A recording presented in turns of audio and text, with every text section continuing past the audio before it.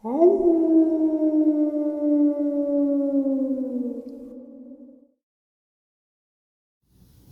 greetings and salutations, everyone, and welcome back to tonight's second half. Before we jump into tonight's second half, a couple links. As you know, I rely on Patreon, PayPal, and the merch to help the channel to continue to grow and go. Links to Patreon and PayPal are in the description below. Merch displayed directly under the video. Also, Dogman Frightening Encounters Volume 1 through 3, the audiobook versions. They all were written and researched by Tom Lyons, narrated and produced by me, Jeff Nadolny. Those audiobooks are available on Audible, Amazon, and iTunes, links to which are also in the description as well. And finally, last but definitely not least, if you'd really like to help support this channel to continue to grow and go, simply subscribe. It does not cost you a cent. Click that like button, takes half a second. If you don't want to miss out on any of the informative uploads I put out daily, click that bell icon and please leave a comment. Why? Well, because all of these things, they really do help this channel to continue to grow and go. And folks, they definitely matter. Now, everyone, I have taken far too much of your time. Let's get on with today's second half, shall we?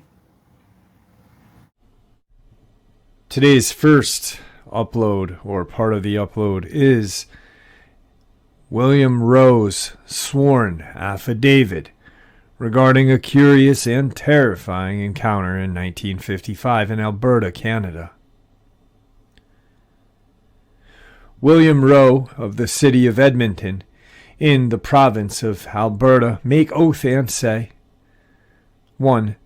That the Exhibit A attached to this, my affidavit, is absolutely true and correct in all details, sworn before me in the city of Edmonton, province of Alberta, this 26th day of August, A.D. 1957, signed William Rowe, signed by W.H. Clark, Assistant Claims Agent, number DD 2822, Exhibit A, that sworn affidavit. Ever since I was a small boy back in the forests of Michigan, I had studied the lives and habits of wild animals. Later, when I supported my family in northern Alberta by hunting and trapping, I spent many hours just observing the wild things. They fascinated me. But the most incredible experience I ever had with a wild creature occurred near a little town called Tetjuncash, British Columbia, about 80 miles west of Jasper, Alberta. I'd been working on the highway near Tetjuncash for about 2 years. In October 1955, I decided to climb 5 miles up Micka Mountain to an old deserted mine, just for something to do. I came into sight of the mine at about 3 o'clock in the afternoon after an easy climb. I'd just come out of a patch of low brush into a clearing, and I saw what I thought was a grizzly bear in the bush on the other side. I had shot a grizzly near that spot a year before. This one was only about 75 yards away, but I didn't want to shoot it, for I had no way of getting it out. So I sat down on a small rock and watched, my rifle in hand. I could see part of the animal's head and top of one shoulder. A moment later it raised up and stepped out into the opening. Then I saw it was not a bear.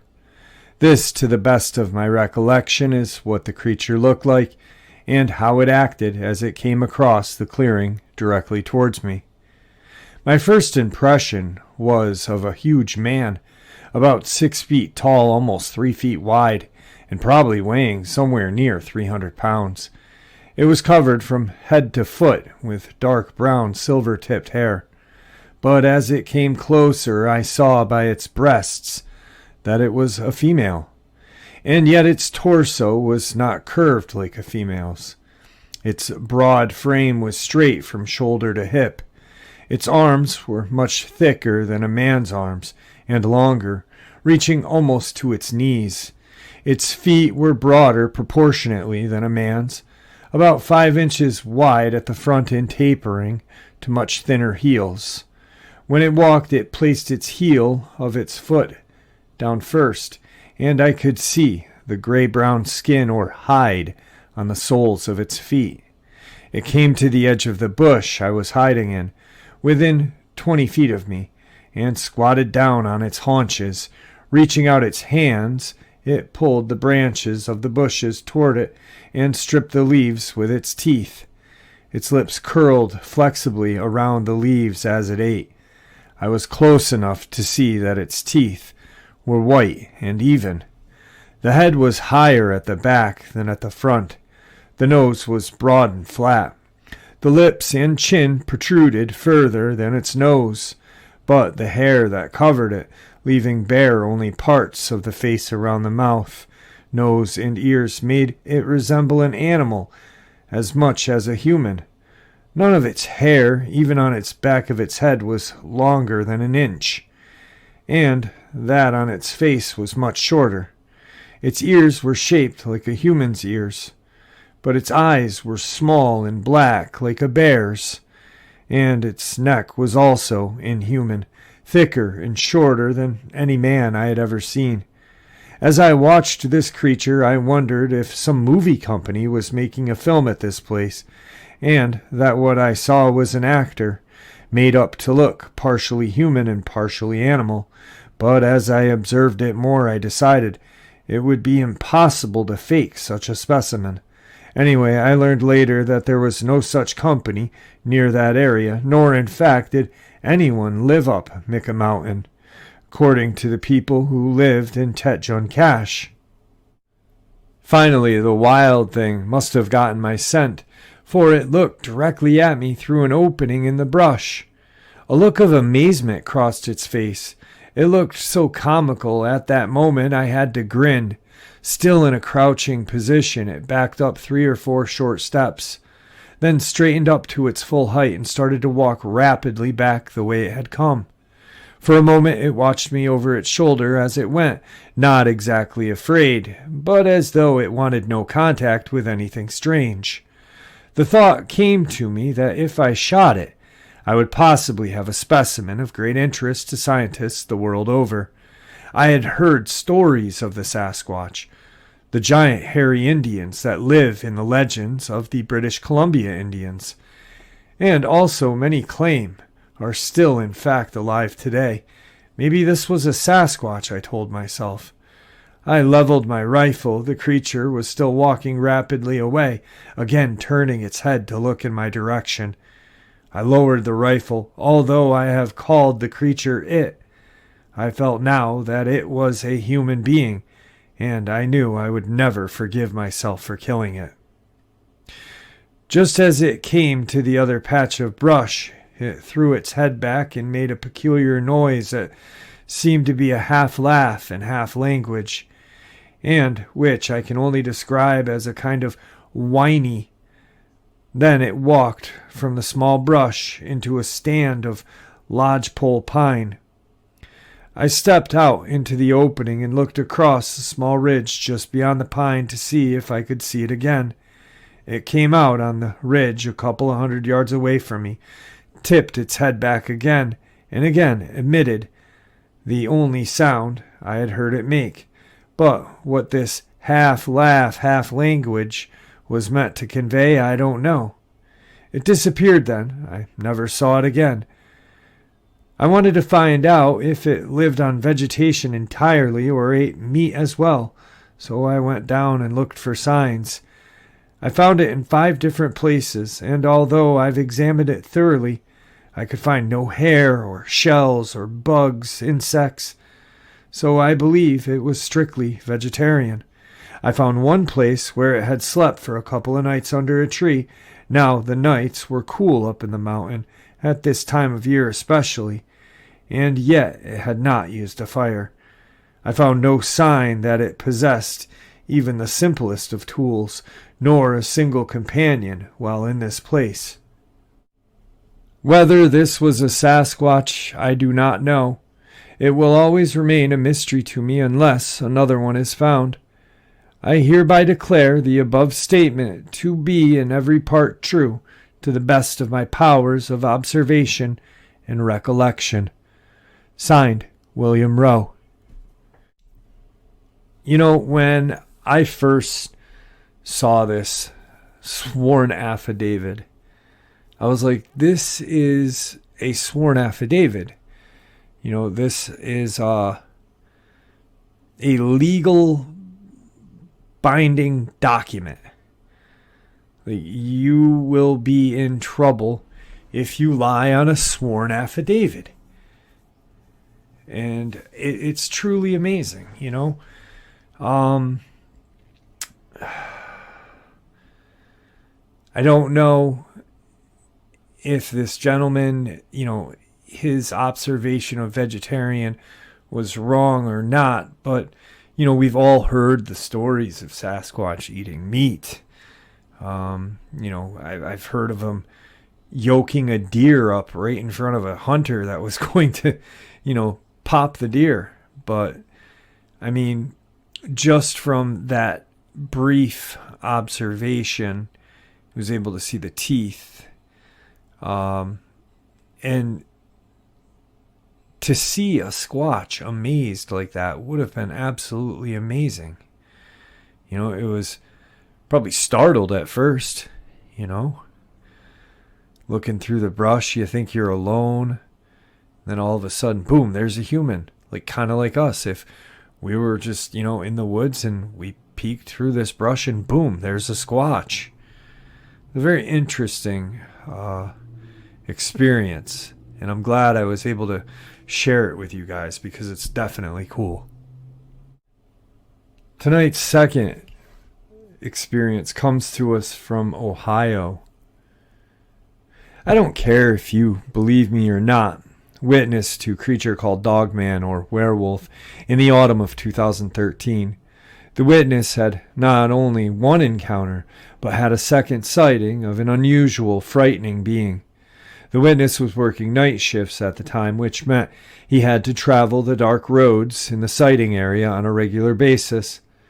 One night as he was traveling down Johnson Road, which borders Silver Creek Metro Park, he abruptly stopped his car as two deer raced across the road heading south. What he saw pursuing them was attention-grabbing. I would place them somewhere between 6.5 to 7 feet tall. They chased two deer, which were both smaller, by the way, out across the street and into the woods. They ran in formation, one in front, two behind, kind of next to each other. They were roughly 30 to 40 yards behind the deer.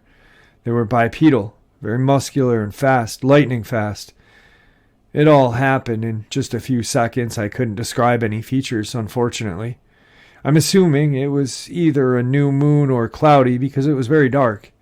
But they were definitely dark in color, maybe a chocolate brown or black color.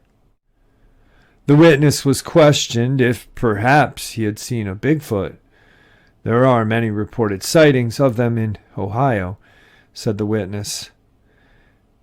They say the Bigfoot has long arms that swing when it runs, and it runs like a human. Whatever these were, they were not Bigfoot.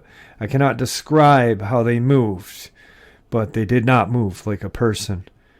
It was only a couple of weeks later when the witness was again heading home on Johnson Road. As he was driving past a cornfield, something ran out in front of his car. The fields had full-grown corn stalks, but I don't know exact heights, only that the corn stalks were taller than me by a head and I'm 6 foot. This time, my sighting of two creatures was a quick flash because there was no open land to it. They basically leapt the road as they broke the corn and landed about 10 to 15 feet into the field on the other side and kept running. This time, the pair that I saw in the moonlight, the first was black and the second was black with white or silver on its chest and back. Since the first three I saw were all solid color, that means there are at least 4 different creatures. Today's third experience. This is basically a Beast of Bray Road sighting, but it happened in southern Indiana, far from Bray Road. I'm wondering if anyone else has had or heard of sightings in this same area. For the record, this is not a werewolf story.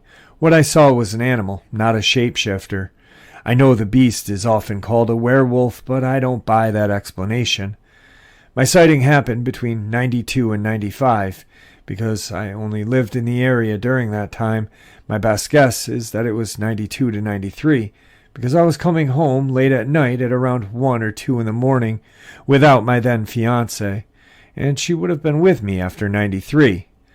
The sighting happened on State Line Road, just off of Route 50, in southern Indiana/Ohio, right by Hidden Valley Lake. You can see on Google Maps that the area is still pretty wooded, even 25 years later.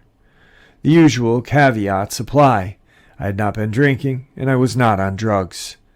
I had just turned onto State Line Road from Route 50, and I saw a large animal in the road. It looked like a huge dog hunched over roadkill. As I neared it, I began to suspect it was one of my neighbor's dogs. He had 2 Irish wolfhounds. If you don't know, those are huge dogs that stand about 3 foot at the shoulders. I assumed one of them had gotten out. By this time, I was slowing down because the animal didn't seem aware of my car, and I was 30 yards away. I was starting to plan how I was going to get the dog that big into my car so I could drive it home, and also wondering if wolfhounds were typically dangerous to approach. I was also trying to figure out if I should wake the neighbors up or just try and tie the dog up outside or something. As my mind raced through these thoughts, this all happened in just a few seconds. The animal finally turned and looked at my car, so I stopped the car completely. Its face looked more like the shape of a police dog's than a wolfhound, and that threw me. I remember wondering why my neighbor's dog looked so strange. And then the animal simply stood up on its hind legs and calmly walked off onto the west, into tall grass off the road. My mind at this point is still trying to reconcile how this was my neighbor's wolfhound. I literally thought he had trained his dogs to walk on 2 legs and had never told us. Then it all started to sink in. The shape of the head was wrong, the build of the dog was too muscular, and it walked like a human, not a circus dog. My mind loped back to that. Of course, it had walked off like a human on 2 legs. And its gaze lingered on me, as if its attitude was telling me I didn't have to move, you know. The fur was long and shaggy and gray, although in the darkness I could have misjudged the color, and my mind filled it in with the color I was expecting to see my neighbor's wolfhound. I watched it walk, still casually, until it was swallowed by the shadows and trees on the other side of the small field. I was terrified to drive the rest of the way home. I never mentioned it to anyone, but in the morning I asked my mom if the neighbor's dogs had gotten out, and when she asked why I wanted to know, I just said I thought I had seen one of them. But both dogs were accounted for, and neither had gotten out. Then, about 10 years later, I heard Linda Godfrey on Coast to Coast talking about the Beast of Bray Road, and I was like, that's exactly what I saw. It was even the same time period as the original Bray Road flap. With that confirmation, I finally started to tell people about what I had seen and asked if anyone else had seen anything like it. And of course, no one had. That's my experience. So here's a person who obviously saw a Dogman. Probably the only story or encounter they had ever heard was the Beast of Bray Road, so that's what they're going to call it. And as we all know, werewolves do not transform. I think skinwalkers do. I really do have that feeling that they do transform into kind of a coyote-like humanoid thing, but not nearly as big as a Dogman would be.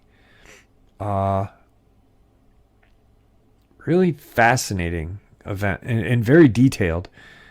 And I really, really enjoyed the detail he had, or he or she had, in their explanation. Oh, he, maybe she, I don't know.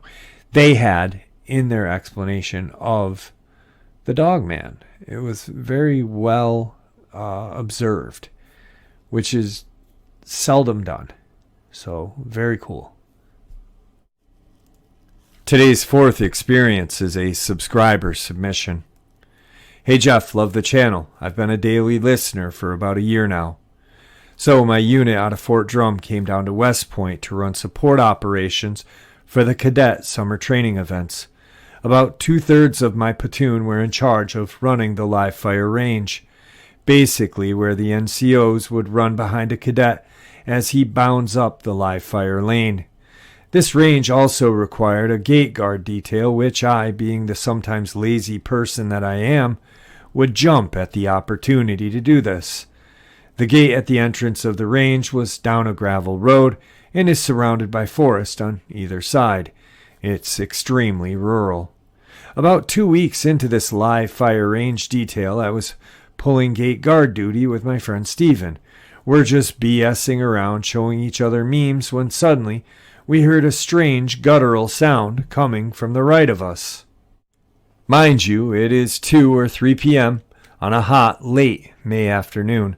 We saw a large black bipedal creature in a full sprint through the forest going direction opposite of us. We saw this creature sprint about 15 to 20 yards.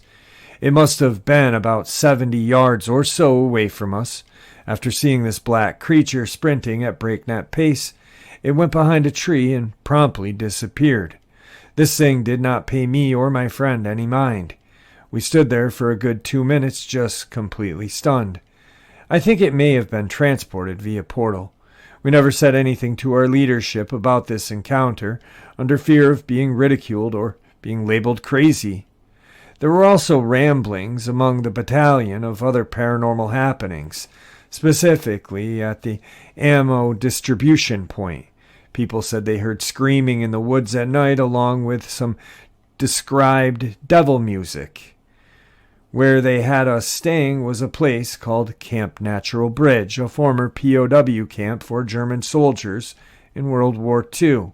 Lots of strange paranormal energy around West Point. Feel free to use this on your channel. Have a great one. Today's fifth subscriber submission. Jeff, my name's JW. I live in Trenton, Georgia. Saturday night, my mom and I were on our way to the store. There's a field right down the road from our house, and as we are coming up on this field, I saw glowing yellow eyes. These yellow eyes were 8 feet off the ground. I watched the eyes blink, and then just like that, those eyes took off in a flash. I asked my mom if she had seen the eyes, and she said no, she wasn't paying attention. I know what I saw, Jeff, and I know I'm not crazy. I know it was a Dogman, and this is not the first time I've experienced anything like this. 2 years ago, around this time, I was asleep, and I had gotten woken up at around 3 in the morning. Before I go any further, the way my bed is set up, it's right by my window. My head is right by the window. Anyway, like I was saying, I was woken up at 3 in the morning to something sniffing outside of my window. It was sniffing around my windowsill. I woke up, and I'm just lying there. I'm wondering what it is, and about that time it lets out this blood-curdling growl. It was a growl I've never heard before, and all I had to do was put my head under the covers, cover my ears. Jeff, it had scared me so bad. I'm not an easy person to scare. And I'm not, but this scared me so bad I had been crying. I know for the fact that it was a Dogman, and I know it was. If you'd like to share this, you can. Thanks, JW. Also, my bedroom window is 7 to 8 feet off the ground. Today's sixth experience is a subscriber submission. Hello, Jeff. Let me first say that I'm having trouble typing this due to hand pain and stiffness, so please excuse any grammatical mistakes. I started listening to you, I believe, in 2019. Like most people, I was listening to Bigfoot stuff, and that led me into Dogman. When I first heard this term, I thought, what on earth? So, of course, I started to look into it. Then listened to a few experiences on other channels, then found you. So I subbed to you, and I've been listening ever since. My point of the email, Jeff, is my husband has been taking me to Tennessee last couple of years for our anniversary, and this is on January 1st. And this last little trip, we were coming back from Dollywood area, driving over to our Airbnb we rented, and it's at least 11:30 or later at night. And I was on the passenger side of our truck. I'm always looking around constantly to help my husband avoid any critters. Big, huge animal lovers. Anyway, I saw something off the side of the road, back roads darkish and twisty type home scattered. And it was on my side. I can't say the distance without ranging it over with my husband and getting back to you if you're interested in more details. But this creature is at the near bottom of the person's property. Mostly grass, not tall, it's winter. And I immediately was in shock almost at what I was seeing. Mind you, my husband does not drive fast, and we especially go slower at night on roads that we do not know.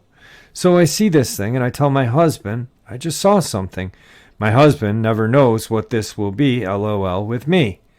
But I say to him I can't understand it. I ask if he would turn around, but I know he's getting way too tired to find a safe pull-off and go back.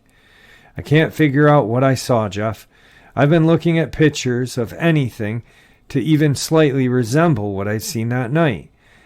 I finally found one recently, although not exactly the size, but pretty darn close overall enough for me to say, this is it. Now, what is it? And I'm hoping I can send you a screenshot. This was off of something I found on YouTube, I think a trail cam. Again, I can give you more details, and you can take a look at it. Maybe even ask your viewers, does anyone know what this is? It wasn't normal looking at all to me. At first, I thought it was a strange, emaciated Great Dane, like really starving, like a greyhound skinny, and its head was all wrong to be a Great Dane. So the head wasn't boxy, more like a coyote slender type, very, very long limbs as well, all four. I could try and recreate all of this as far as height, length, based on what I saw and how close we were to it, but again, you need to let me know what you think when I send a photo. I know you're very busy, but I also know from listening to you every day, since first started listening, that you take everything serious and into account nothing too small, if it can help people. If I can get it sent tonight, I will do it in the morning when my husband is awake to help me. Thank you again for reading this. And stay on it, Jeff. You're doing a remarkable job getting the knowledge out there. God bless. I'm going to send this subscriber an email, and I'm not going to use her real name unless she gives me permission to, but if you're listening to this, I did not get the picture. I will send you an email. I'd like to have you come on maybe with your husband and share what you saw and kind of fill in the blanks with some more details if you're willing, but I will send you an email as well. Tonight's final subscriber submission. Jeff, I've been researching cryptids for a few years now. I think I've been linked up with you for a couple. So let me first say thank you for what you're doing. I live in a tiny little town of maybe 500 in Vernon Parish, Louisiana. We're in the country. We live in this place for about 8 years now, off and on my whole life. There have been strange things happening around here the last couple of months. First, we have a bad coyote problem here. The old man that used to hunt and trap them to keep the population under control died or just became unable to. No one has stepped into that position, and therefore they've just been growing out of control. We have heard them every evening and early mornings for years, and it's scary to hear there are so many coming from different directions. I guess packs are answering back and forth. It scared us for a while. Wouldn't let the kids out during those times. Over the years, we've just gotten used to it. Have friends or family over, and if they sounded off, they wanted to go in or leave from fear. About 6 to 8 weeks ago, we became aware that we weren't hearing them. Something we were talking about because it was strange. Then people/family several miles away were talking about lots of coyotes that had been showing up and were scared. They had moved by a couple miles. They've never had them there. We've not heard them over this entire time.